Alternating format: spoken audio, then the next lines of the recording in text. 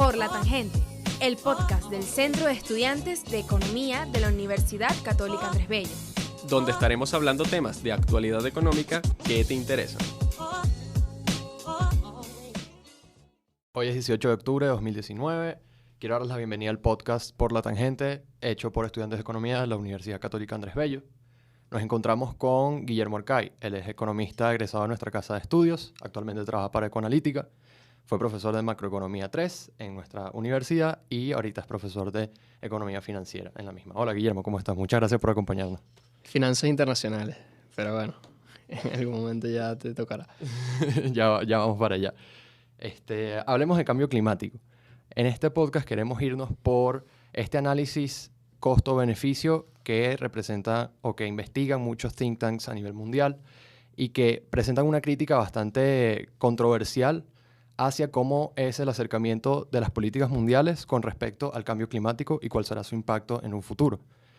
Tenemos por un lado el Copenhagen Consensus Center, que es un think tank que se basa en esto precisamente, analizar de manera costo y beneficio todas las políticas aplicadas a nivel mundial con varios temas. Y tenemos el modelo dinámico integrado de economía y ambiente, por el cual fue galardonado con premio Nobel el economista William Nordhaus. ¿Por dónde se van estos dos análisis de las políticas públicas a nivel internacional? Bueno, quiero comenzar por hacer una aclaratoria, y es que mi área de concentración realmente no es la economía climática. Sin embargo, bueno, soy una persona interesada en los temas y existe una literatura un poco ya bastante extensa que ha estudiado desde un punto de vista económico estos temas. Cuando mencionas que hay bastantes think tanks que se dedican a esto, creo que eso es más o menos una exageración. Realmente no hay muchos think tanks que intentan hacer un análisis costo-beneficio de la ayuda social. Se me ocurre el Copenhagen Consensus Center, se me ocurre Doing Good Better, The Effective Altruism Center. Hay varios, pero no son muchos, y realmente es una corriente relativamente nueva. El Copenhagen Consensus Center fue fundado por un economista llamado Bjørn Lomborg de Dinamarca, y su primer libro sobre el tema fue publicado en 2001. O sea que realmente estamos hablando de un tema relativamente nuevo. Y lo novedoso del enfoque es que intenta cuantificar realmente qué tipo de programas, cuál es el impacto de cada uno de los tipos de intervenciones para evitar un mayor cambio climático. Y la metodología es relativamente simple. Por un lado, toma algunas de las propuestas más comunes desde el punto de vista de los ambientalistas. También toma algunas propuestas bastante comunes que ya se han comenzado a implementar en algunos países, en Estados Unidos, en Europa. También compara el impacto, por ejemplo, de lograr los objetivos del Acuerdo de París. Y intenta estimar cuál sería el impacto de eso sobre los incrementos en la temperatura promedio global en el largo plazo. Bueno, los próximos 100 años. Y lo que encuentra es que, por un lado, que es algo que no es muy positivo, por un lado lo que encuentra es que las políticas que se han recomendado se quedan bastante cortas con respecto al tamaño del problema al cual nos estamos enfrentando. Y por otro lado, se encuentra con un gigantesco costo de estas políticas. Entonces, son políticas que no son tan efectivas y que tienen un costo gigantesco. Sin embargo, a pesar de ese costo y a pesar del bajo impacto que tienen, son las políticas que ha decidido implementar el mundo. Y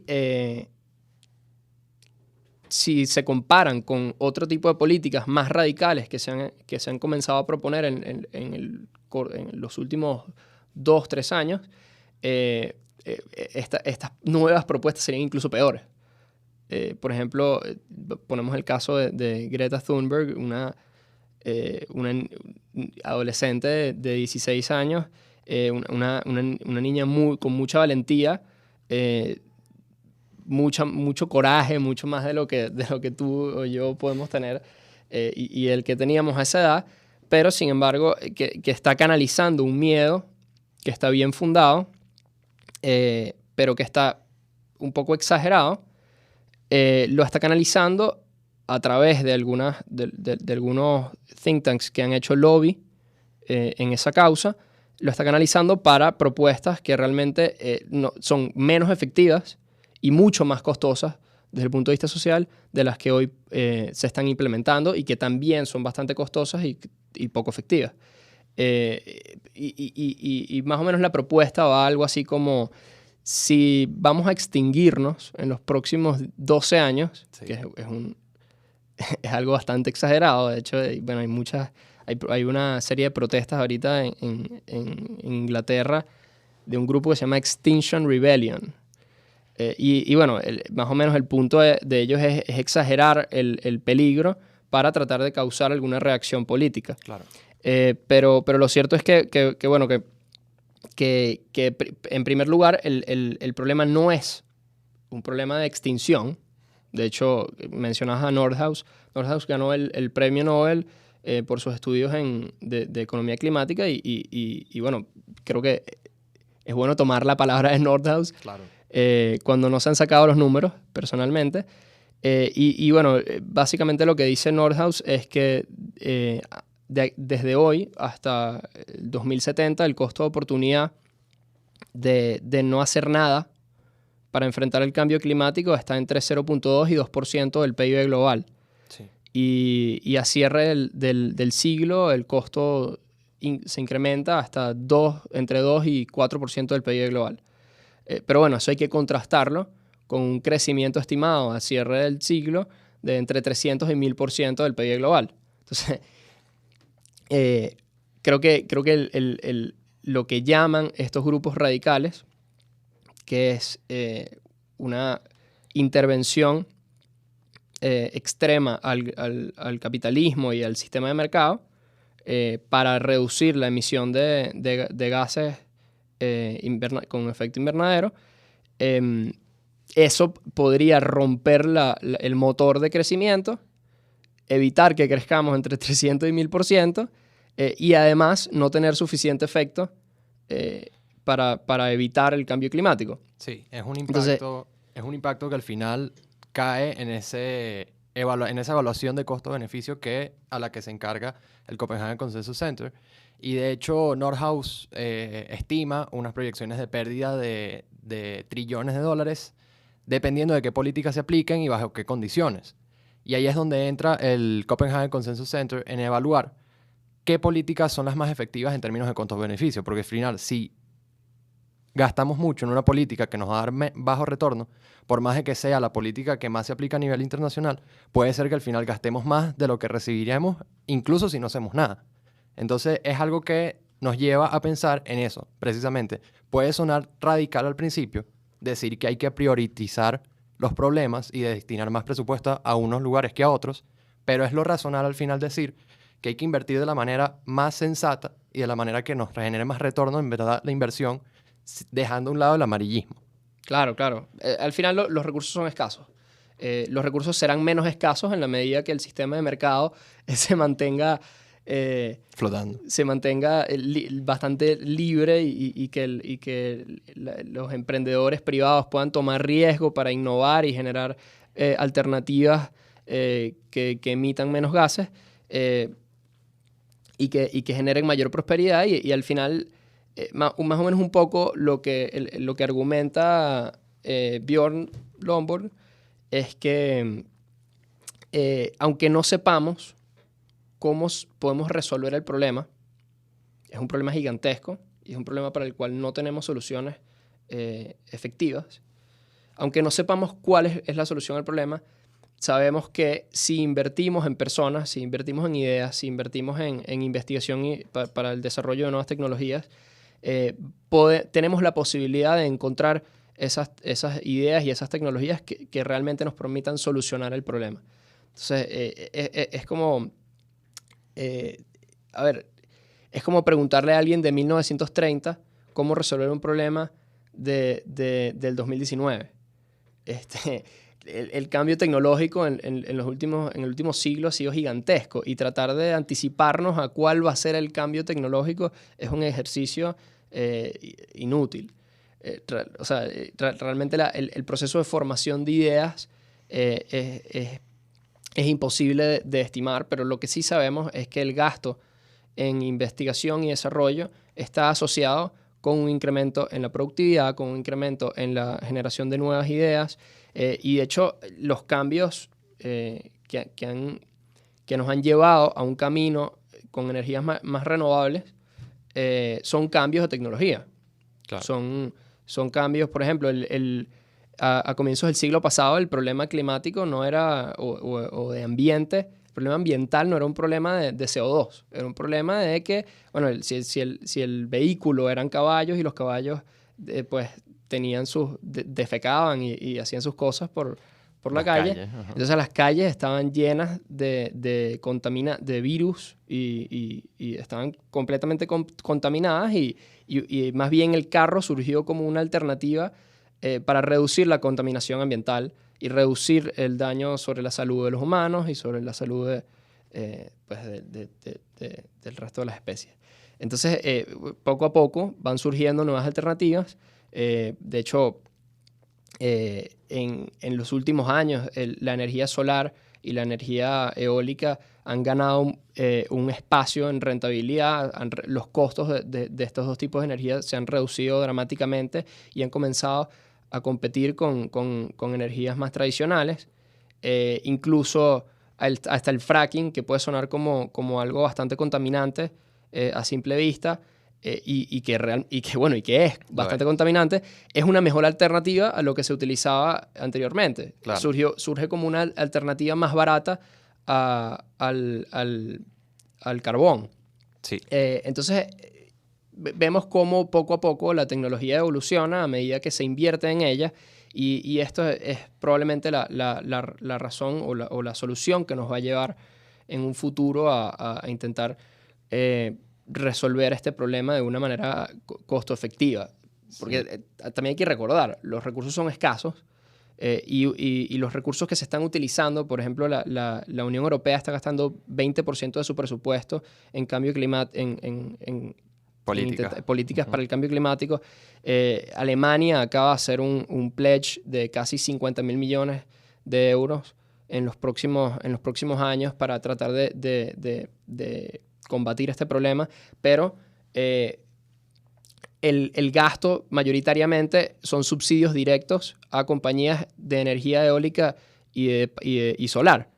Y esto realmente no es tan efectivo como otras alternativas en donde podrían estar invirtiendo para reducir la emisión de CO2, y además no es tan efectiva como otras causas que podrían estar ayudando, como por ejemplo la reducción de la tuberculosis o la malaria. Hay una serie de vacunas que hoy por hoy son bastante baratas y que pueden hacer un cambio gigantesco en la vida de las personas, y un dólar que se gasta para subsidiar una empresa de energía eólica es un dólar que no se está gastando en educación en países no desarrollados, que no se está gastando en vacunación en países no desarrollados, que no se está gastando en limpieza del agua en países no desarrollados o incluso en países desarrollados.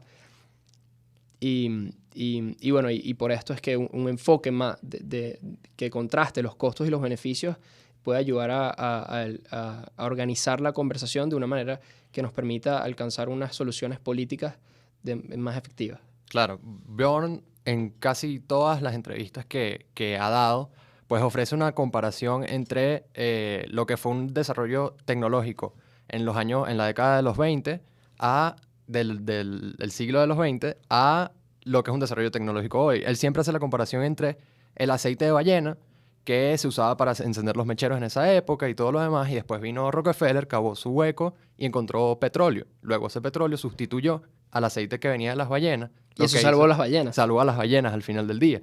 Que sí, que aumentó, y al final eso es un contaminante que hoy en día es muy dañino, pero sin embargo salvó a las ballenas. Y es algo que, así como evolucionamos en esa época, vamos a seguir evolucionando en posibles próximas políticas que hay que hacer los estudios de gasto y renta que van a tener. Por ejemplo, él habla de que si todos los países del mundo, todos los países, obviamente estos son supuestos muy rígidos, pero son supuestos que al final con los que se trabajan modelos y que tienen al final unos resultados bastante eficientes. Él habla de que si todos los países del mundo gastaran 0,5% de su PIB en innovación tecnológica para salvar al medio ambiente, después por cada dólar que inviertan en eso van a tener un retorno de $11 en mejora a la sociedad. Un retorno social. Exacto. Un retorno medido en unos cuantificadores que ellos tienen en sus modelos. Y sin embargo, él habla también y critica otras políticas que de hecho son las más aplicadas en este momento y que es controversial que lo sean, y él habla de esa controversialidad, porque entonces si estos organismos internacionales como la ONU, como la Unión Europea, saben cuáles son las políticas que van a tener mejor retorno, ¿por qué no las aplican? Bueno, en primer lugar hay incentivos sociales, hay incentivos políticos, mejor dicho. Hay grupos de interés, que hay un lobby, así como está el lobby de las petroleras, está el lobby de las empresas. Claro, que van a ayudar al medio ambiente. Que quieren ayudar al medio ambiente. Y el problema es que hoy por hoy el gasto en subsidio para esas empresas es lo único que las mantiene a flote y competitivas. Y de ese gasto, de ese subsidio que reciben, con ese subsidio que reciben, ellos pueden alcanzar algún margen de ganancia. Y con ese margen de ganancia, pues invierten una proporción de ese margen de ganancia en investigación y desarrollo. Pero si los gobiernos estuvieran invirtiendo directamente en investigación y desarrollo, o estuvieran invirtiendo en hacer un matching por ejemplo, un 50-50 para la investigación y desarrollo con empresas que se dediquen a eso, podríamos estar teniendo resultados que tardarían más en verse, pero serían mucho más efectivos a largo plazo. Y cuando se trata de un problema de largo plazo, las soluciones tienen que tomar en cuenta el impacto de largo plazo. Hay una gran parte de esos subsidios que se están perdiendo en el corto plazo en la medida que esa energía no sea competitiva. Pero si se invierte en hacerla competitiva, en que tengamos acceso a no solamente energía solar y eólica, sino tecnologías de carbon capture que nos permitan capturar el ozono que ya está, el carbono que ya está en el ambiente, tecnologías que nos permitan hacer geoengineering, algo de ingeniería geológica. Uh-huh. Hay algunas iniciativas que se podrían estar evaluando si se tuvieran más recursos, con mayor efectividad, y que son las que nos pueden realmente sacar de este problema a largo plazo. Porque el impacto que puede tener, si sustituimos completamente el uso de los hidrocarburos a partir de mañana, eso no va a tener el impacto que queremos sobre el ambiente. O sea, el impacto de eso sobre el impacto en el margen, sobre el incremento de la temperatura promedio global, no va a ser suficiente como para reducir el cambio climático de una manera efectiva. De hecho, no lo va a parar. No es como que vamos a llegar a un punto de net zero, de emisiones netas cero, si paramos de usar los hidrocarburos. Hay una gran parte de las emisiones que provienen de otras fuentes. Por ejemplo, en los últimos años se han estado trabajando alternativas porque las algas son una gran fuente de carbon capture, sí. Así como el bambú. Y se ha estado trabajando para enriquecer la comida que se le da, o el pasto, bueno, el pasto no, pero la comida que comen el ganado con algas, para intentar capturar parte de las emisiones del ganado, que sí. Son más que las emisiones de los hidrocarburos. Y entonces, bueno, hay una serie de alternativas que han estado surgiendo, pero sin embargo, bueno, habría que encontrar una manera para hacer costo efectivo para los ganaderos, tener que comprar las algas, unirlo unirlo a la comida del ganado, y bueno, y eso obviamente tiene unos costos y no tiene unos beneficios privados tan grandes como los beneficios sociales. Entonces, bueno, hay una serie de alternativas que se podrían estar proponiendo en ese aspecto. Sí, y por ahí entra este tema del amarillismo, ¿no? Porque nosotros nos metemos en las redes sociales y vemos publicaciones de Instagram que dicen que tenemos que mudar nuestro consumo de carne a un consumo de vegetales. Entonces, suplir esa demanda de carne por demanda de vegetales para tratar de reducir emisiones de CO2 de una parte de las emisiones que es muy grande proporcionalmente con las demás, entra en un sentido de que si de verdad eso, por más de que uno en su casa pueda ir y comprar más vegetales en vez de carne, al final eso en verdad será más eficiente que lo demás. Ahí es donde viene la parte de la evaluación del Copenhagen Consensus Center, que pues rentabiliza las inversiones en, de corto y largo plazo en el medio ambiente como tal. Hay otras críticas, por ejemplo, que hace hacia el objetivo de 2 grados, de un aumento de 2 grados centígrados con respecto a niveles preindustriales y cuáles son las medidas más efectivas para tomar. Y critica directamente a las Naciones Unidas en poner ese objetivo y dar como dado que se tiene que llegar a ese objetivo. Porque Nordhaus habla de que es más óptimo tener un objetivo de una temperatura un poco más alta, sin embargo va a ser mucho más barato llegar a ese objetivo, cumplirlo, y el impacto no va a ser tan diferente a tener una temperatura de 2 grados centígrados. Esto se puede ver como un modelo que da como dado un parámetro y que no al final optimiza los recursos para llegar a este objetivo, ¿no es así? Sí, es como estaba diciendo durante la conversación, hay que siempre estar evaluando los costos y los beneficios y los costos de oportunidad de invertir en algún tipo de tecnología de medio para lograr algún objetivo social, porque es un dólar invertido ahí, es un dólar no invertido en otro lado. A mí me gusta mucho cuando se trata de innovación, ¿no? Hay como un eslogan que tienen en Silicon Valley que es Move Fast and Break Things. Porque hay veces que es más barato el costo de reparación o el costo de adaptación que el costo de prevención. Esto puede sonar bastante controversial, pero lo cierto es que vamos a poner un ejemplo, por ejemplo, imagina que hay un huracán que pasa por toda América y por el Caribe. Lo peor que te puede pasar, siendo víctima de uno de estos huracanes, es estar en un país pobre y ser pobre, porque no te puedes adaptar. Si el huracán pasa por Florida, los daños a la infraestructura van a ser menores. Se van a caer algunos postes de luz, se van a inundar algunas calles, tal vez alguien se ahogue. Pero si vives en Haití o en Nicaragua o incluso en Venezuela, que por suerte no tenemos el problema de los huracanes, imagínense qué pasaría si pasa Katrina por encima de los barrios de Caracas. Sería un desastre. Porque los venezolanos no tenemos los recursos para adaptarnos y nuestra infraestructura no es suficientemente robusta como para sobrepasar un desastre natural de este estilo. La diferencia entre un desastre natural y un huracán es que el desastre natural es un huracán que pasó por un país pobre. Sí. Y lo mejor que podríamos hacer para ser más resilientes a las sociedades en el futuro es hacerlas más ricas.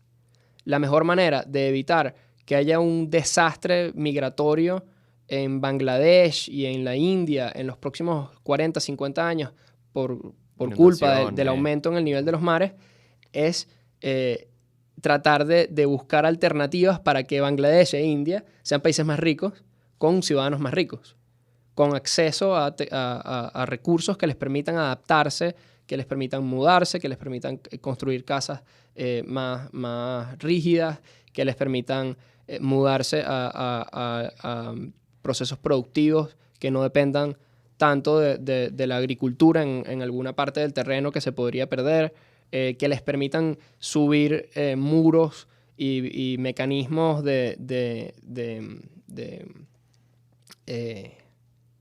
se me fue la palabra, mecanismos para evitar sufrir, para restringir el flujo del agua, como hicieron los holandeses, como hicieron los belgas. A ver, no estamos viviendo problemas tan nuevos, son problemas por los que otras sociedades ya han pasado y hay algunas sociedades que los han logrado superar y otras que no. Las que los han logrado superar son sociedades que la superaron por su riqueza, por su capacidad de adaptación. Entonces, en cierto modo, invertir en educación e invertir en hacer sociedades más productivas, reducir restricciones de mercado, invertir en investigación y desarrollo, son algunas políticas o algunas acciones que nos podrían llevar a un futuro con ciudadanos y gobiernos más resilientes y con mayores capacidades de adaptarse e incluso con mayores capacidades para prevenir otro tipo de problemas que surjan en el futuro y para los cuales ni siquiera que algunos ni siquiera los hemos anticipado que podrían suceder. Sí. Ni siquiera sabemos cuáles podrían ser. Sí, bueno, esto fue un poco de las implicaciones de las políticas a través de un análisis costo-beneficio, políticas ambientales y análisis diferentes, ¿no? Desde un aspecto muy crítico, un aspecto muy seguidor. Esperemos que hayan disfrutado este podcast. Gracias, Guillermo, por acompañarnos en la cabina. Gracias a ustedes. Esperamos tenerte de vuelta. Muchísimas gracias.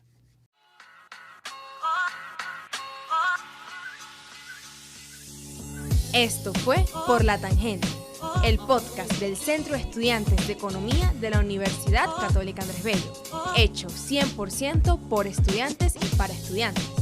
Donde estuvimos hablando temas de actualidad económica que te interesan. Nos escuchamos en una próxima edición.